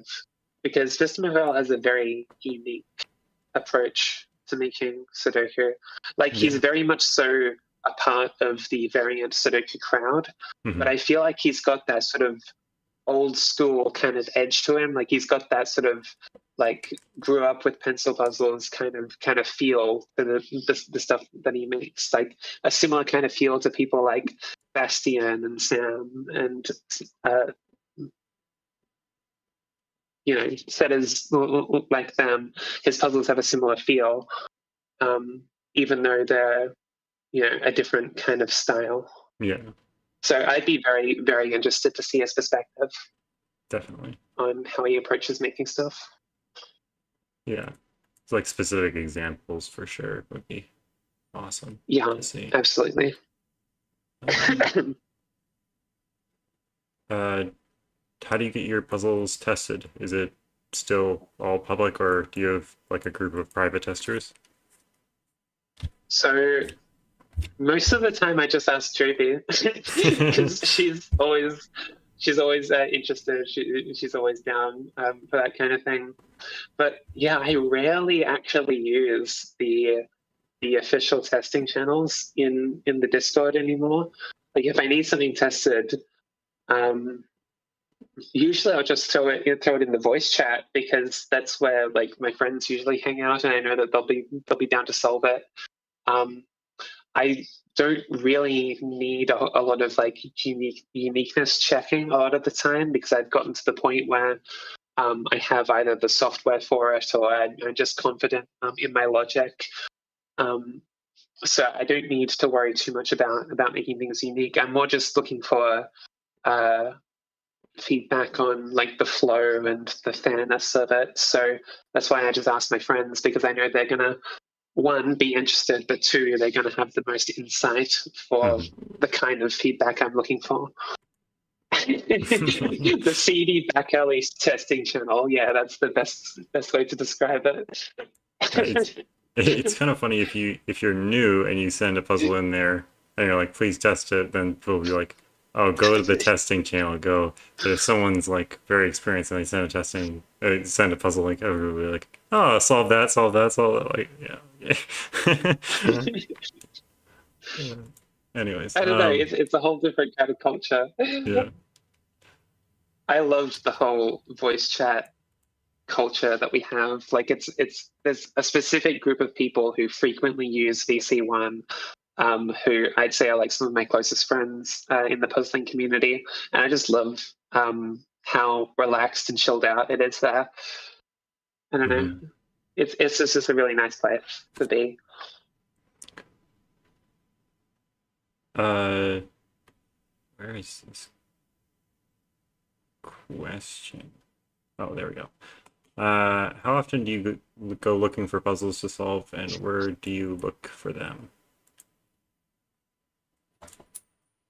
Oh, so I feel like I solve puzzles fairly often. I solve a lot of puzzling, and most of the time I'll just be like using the database to search for those, or sometimes I'll just see stuff that gets liked on Twitter, and I'll sort of solve puzzles that way. Outside of that, like if I'm looking specifically to solve stuff, I typically tend to go to the blogs of people that I know make quality stuff. So like Joby and Sam and Eric and people like that, because I know that I know that I just looked over at chat. Yeah, but I know that these people make quality puzzles, so I know that I'm going to get a good experience out of them. But then, like, sometimes I don't know what I want to solve, and I'll just sort of like go in voice chat and ask people, "Hey, what should I solve?" Right. I don't do that as often as I used to. I should probably do it more often, because like solving stuff that you don't normally solve is good for broadening your scope, as I was talking about earlier. For sure. Velcita has a good idea.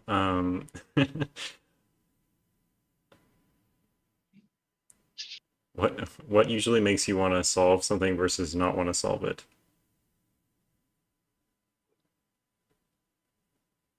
Typically, actually, I get very pulled in by aesthetics. If I see a puzzle that looks really appealing, just off the face of it, I want to solve it, which is why I feel like I care a lot about aesthetics in my own puzzles, because I know the pull that a good-looking puzzle has. Because it immediately catches your attention. You immediately start thinking about it because it's caught your attention, and then like you're solving before you've even started solving. So it's like the meme with the girl walking by, and it's like, cool looking puzzle, the puzzle that I'm working on right now. Yeah, it's like puzzle that has cool logic but looks like crap versus generic puzzle that looks amazing. Yeah, exactly. You'll find me just a lot more often just really getting swept up by those good-looking puzzles.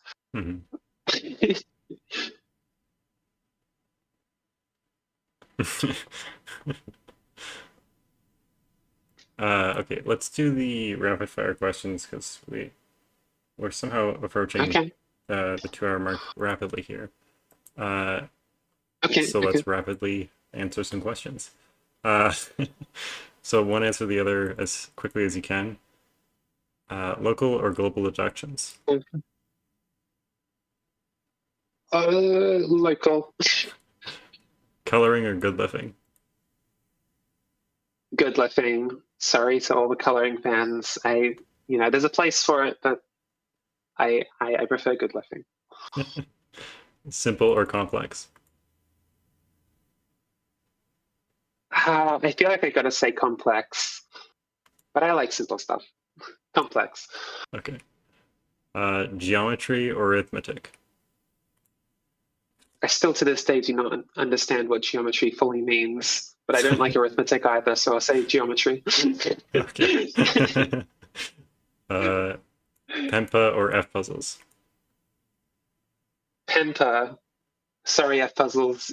You're good, but Pempa is just OP. You can make anything in Pempa. Sudoku or pencil puzzles? Pencil puzzles is just so much more variety. Mm-hmm. Chaos or order? Order, I think. That's a hard one. Calculator or abacus? Calculator. Well, I'm not old school like that. I'm not. Who's using an abacus? Like we've had two abacus answers at this point. You have? Who are they? I can't remember off the top of my head. Someone will know, I'm sure. Cages or lines? Lines. I think. Yeah, people go lines. Arrows or dots? We'll go dots. I feel like you can do a bit more with dots. To disambiguate a puzzle, a given or a clue? Given. Sorry to all the Clue fans, I will 100% be on that given train. An outside or an inside clue? Inside clue. Keep everything tidier.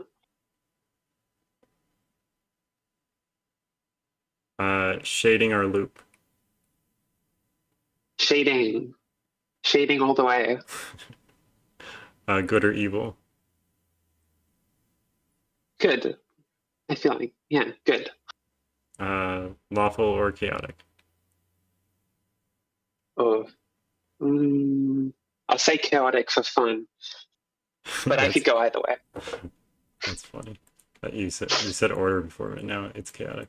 I don't know. It's very chaotic of you. I mean, it's not the same. It's not exactly the same thing. So. Joby.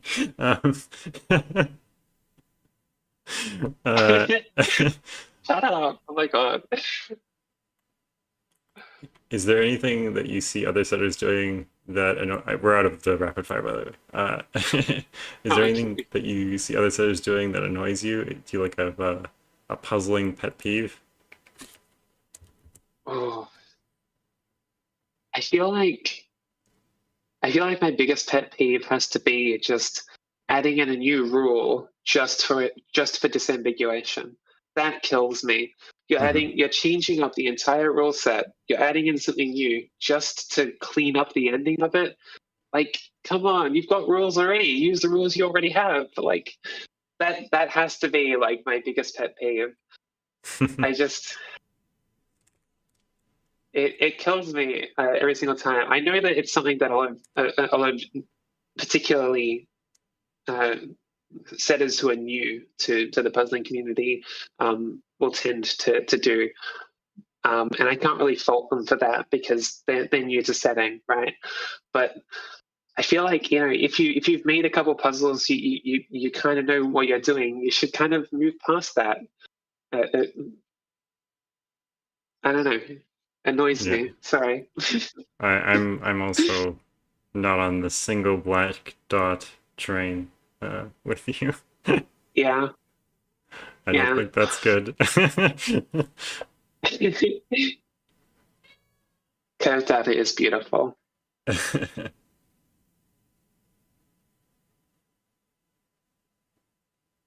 Just looking at chat again.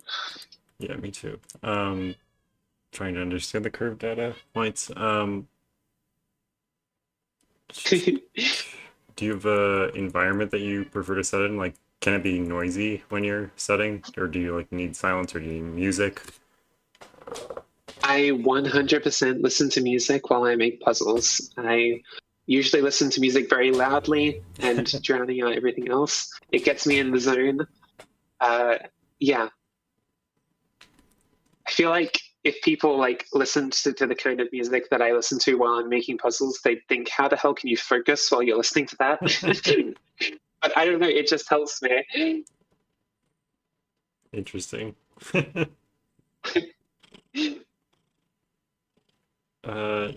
Do you have a puzzling regret? Anything you want to redo or take back? Oh, oh, that's a deep question. Any puzzling regrets? Don't ban MicroStudy, Joby. I feel like one thing I kind of regret is so a while ago, my old Twitter account got hacked. And for those of you who don't know, to put puzzles on the puzzling database, you have to put them up on Twitter. Oh yeah. So what happened was all of my old puzzles got disconnected from my new puzzles.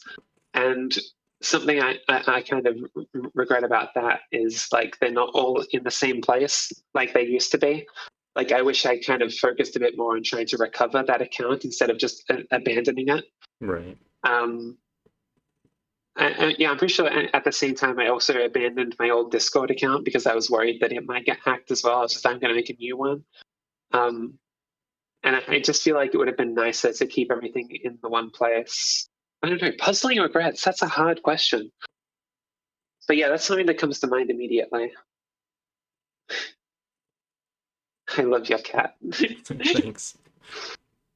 He loves to be loved for sure, so appreciates you. How do you come up with your puzzle names? Oh, this is something I get asked quite a lot because I feel like my puzzle names sound very random. And that's because I don't want my names of my puzzles to be like an obvious hint as to what the puzzle is going to be about, or like just something that describes the way the puzzle looks or whatever. Because I kind of want the experience of the puzzle to be its own thing. So often what I name the puzzle is like an inside joke or after a song that I like, or just, something that feels like a loose connection to what the puzzle actually is so that it makes sense to me, but not to everyone else. Right. So many times I feel like Simon has said, I do not know why it's called this puzzle. And it makes me smile every single time because good, I don't want you to know. Yeah, Grace Adia is a good example of that. What is your best puzzle name? My favorite puzzle name? That's a good question. Ursa Major comes to mind immediately because that one had like depth to it. Like there was multiple layers as to why I called it that. And I don't really like want to go into the details of that, but I'm just sure there was like 3 different reasons why I wanted to call it Ursa Major. What are some other puzzle names that I like? I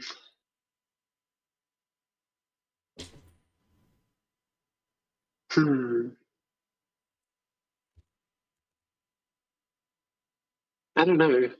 Yeah, that's one that comes to mind immediately there. Hanabi, yeah.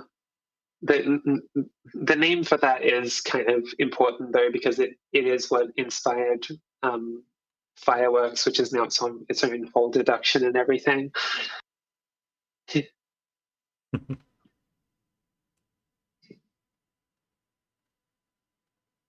Yeah.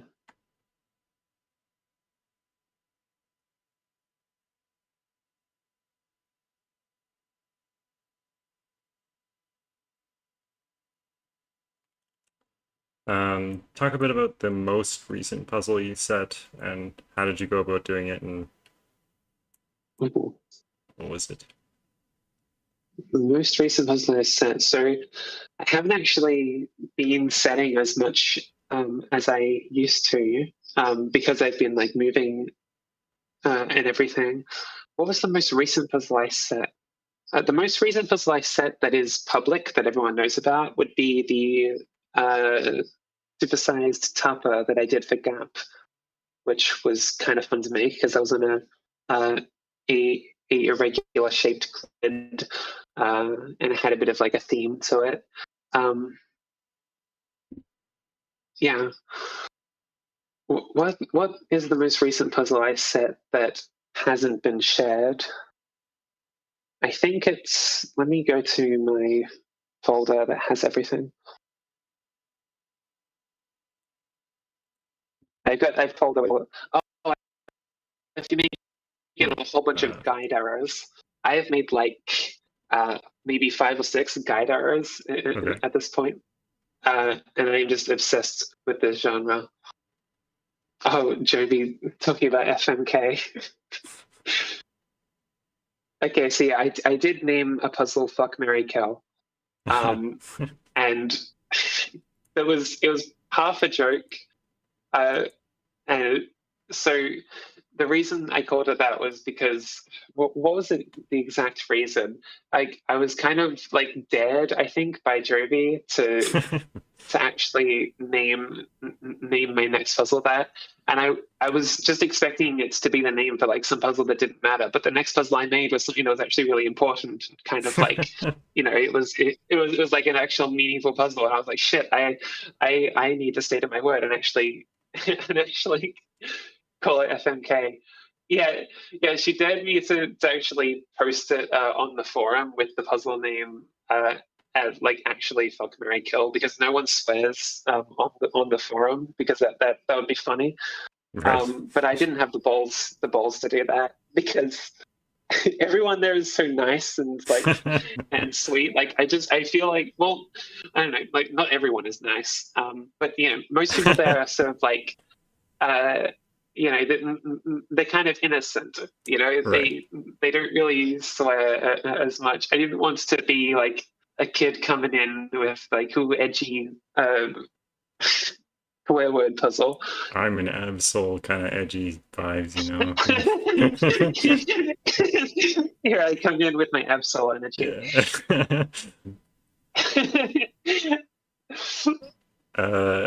Okay, here's an interesting question. Not really though.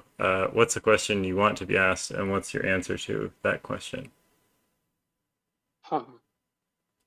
Question I want to be asked. I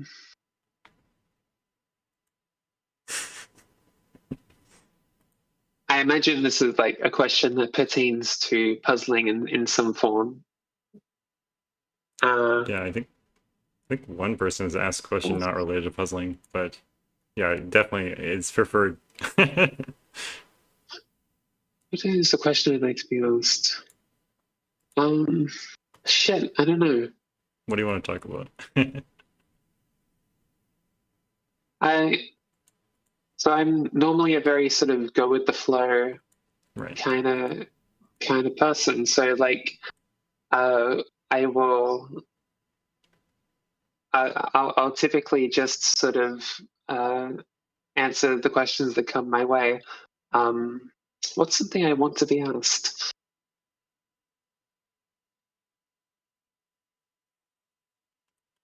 I feel like a question I'd like to be asked is, what would I?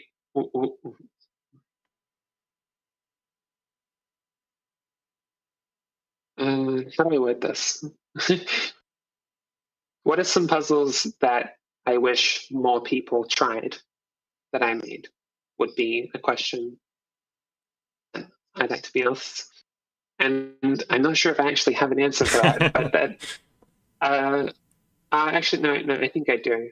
Okay. Let me actually get the link for it, and I'll. So I made a collection of puzzles semi-recently that all have a specific deduction, which is a somewhat new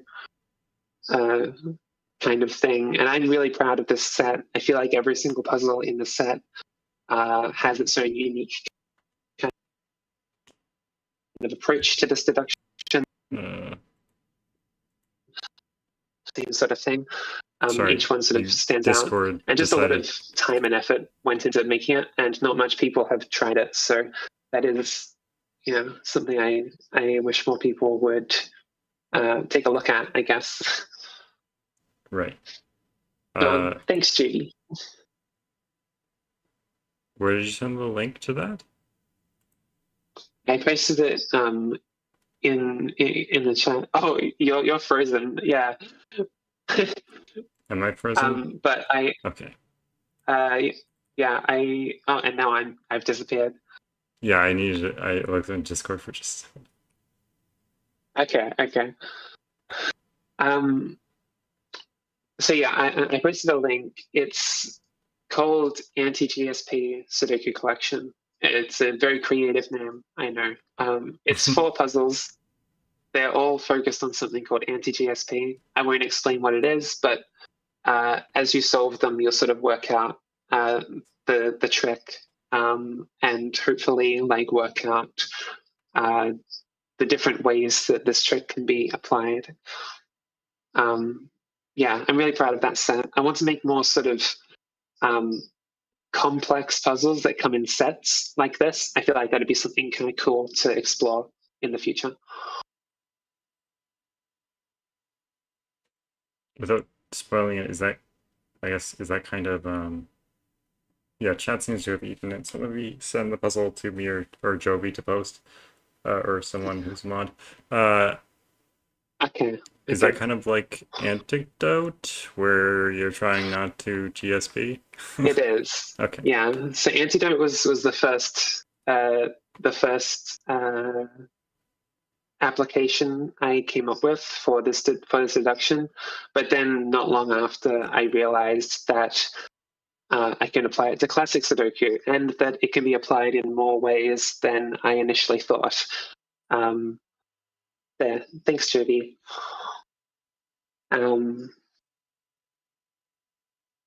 So yeah, I'm very proud of that set. Cool.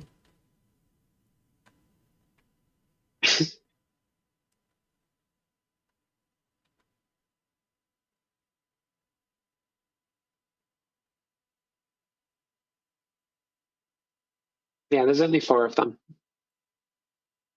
Oh, this is kind of an interesting question. I'm just looking through my unanswered questions here. Oh, okay. Are there any specific puzzles that you solved which have had a massive impact on how you view puzzles? Absolutely. I feel like I can't. So someone I definitely haven't mentioned enough, who I need to mention, who was like a huge influence for me, is Mitchell A. I feel like when I was first starting my Sudoku journey and I was solving his puzzles, the experience I got out of solving his puzzles is just sort of compares to almost no one else. Like solving the Miracle Sudoku for the first time, solving the thermo that had the 2 jellyfishes in it and stuff. Like, he had such a brilliant knack for creating puzzles that feel original and fun and creative, and they're so entertaining to solve. They're so memorable. So yeah, those are some of my favorite solves that I've had. I think. Cool.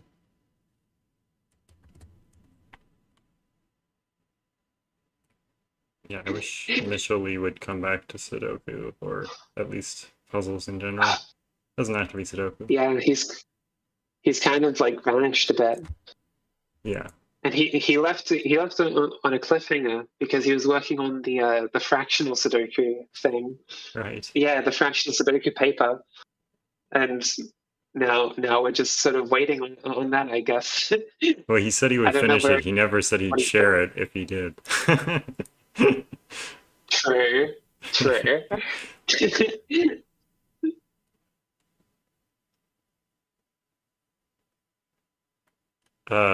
Who's your favorite person to watch solve your puzzles? it's got to be Simon. I feel like just his reactions that he has to my puzzles, like I can tell that he's invested, because not only does he give me like insanely high praise and high compliments, but I can just tell that like he's been there from the start, sort of like solving my puzzles as I've gotten better as a setter. So he's sort of like grown accustomed to my style and everything, and yeah, just the reactions he has are some of the best. Like he's so genuinely passionate about solving them. Like the reactions that he has are the kind of reactions that I live for, you know, when it comes to watching people solve my puzzles. Just that enthusiasm, that moment of, this is what the puzzle is all about. And yeah. Jovial is going through Yeah. a emotional roller coaster through this journey.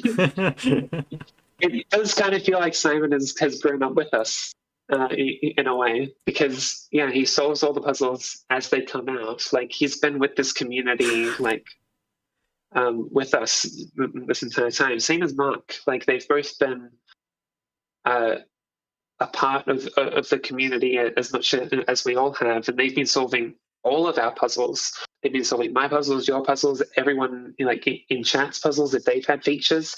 Like they've seen the growth of so many setters, and they've been responsible for the growth of so many setters.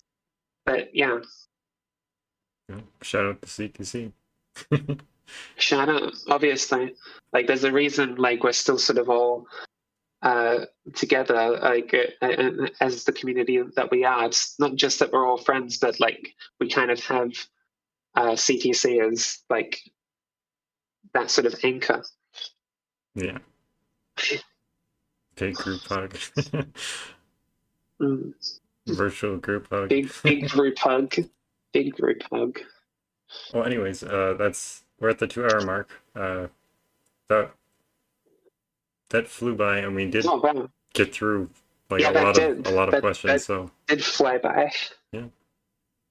That was a lot of fun. Thanks for having me. Thank you for being on. It was a pleasure. I would ask you to introduce or announce the next one, but we don't have a next one yet. We don't have a next one. This is the end of the season. Yeah. So thank you, everyone. Thanks for tuning in, everyone. Yeah. And not just to this one, but to everything, really. Thanks for hanging out, everyone. It's been a blast of a season, and I really enjoyed it. Is this the end of me? I hope not. Clark and Benny interview in. No. I'm sure you've got more plans. Yeah, I do have more plans for sure. Okay. I mean, yeah, so I guess I should elaborate, because there are some people who have stuck through most of the stream. I will elaborate that I have been quite busy with outside stuff right now, because all of a sudden I was not going to finish my master's, and then all of a sudden I have to finish my master's in like 2 months. Shit, okay. So I have to write a big thesis, big adult thesis. Yeah. Oh, you're busy. Yeah. So. Well, I hope that goes well for you. Thanks. Do I have 666 subscribers now? I've been waiting for this for like weeks. You got the devil's number. I've been waiting for this number. I must see it. I want to see it as well. Yeah, you do. Yes. Victory achieved. Okay, now Well this done. this is the end. It's the end. This is what I was waiting for, anyways. No, I'm just joking. Now you can retire. Now I can retire. Done with Sudoku. Yep. Exactly. Anyways, so once I am slightly more back on track with the whole thesis stuff, then it will be a little bit easier to start putting out things. in a more timely fashion. But right now, oh, too busy for anything except for Slay the Spire, which I am addicted to.